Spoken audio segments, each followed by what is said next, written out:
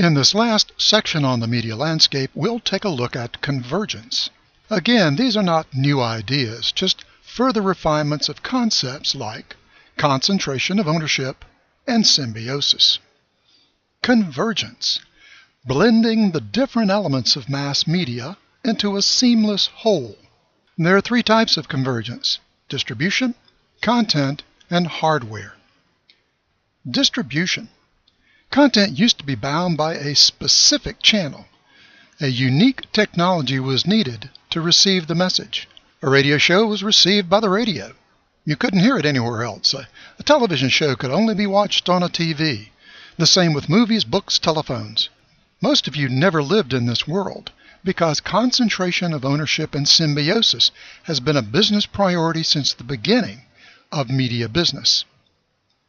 Now, multiple mass media channels are being used to distribute content.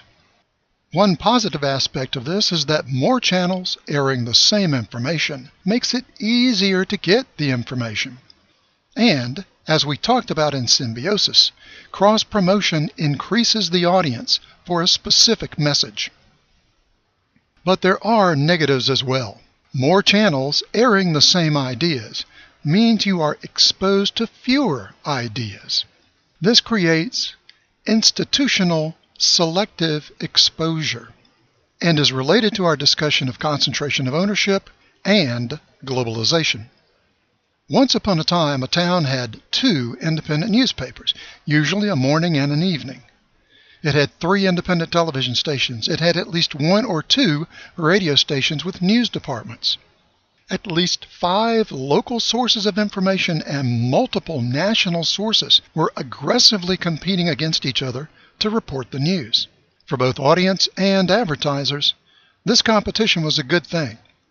Competition led to better quality news. Quality and access to diverse opinion led to a more educated public. And there are several readings on the website that talk about the reduction in the number of sources of information. Convergence in content means companies are no longer identified by their technology. They're now content providers instead of newspapers or film studios or networks. As I mentioned, NET has multiple content units: documentary, news, sports, education. And any piece of content could be delivered through any channel: radio, television, and the internet. The positives of content convergence are that the cost of both production and distribution drop.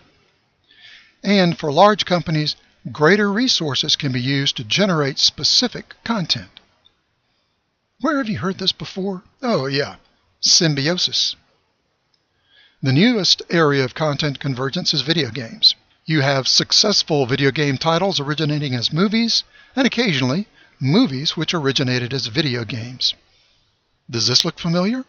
Synergy. The negatives of convergence in content should sound familiar because they're the same as convergence in distribution: institutional selective exposure. In addition, the sources of information that you're exposed to have a greater chance of error because a single set of gatekeepers now control multiple channels, feeding information from fewer sources. In the next part, we'll look at convergence in hardware.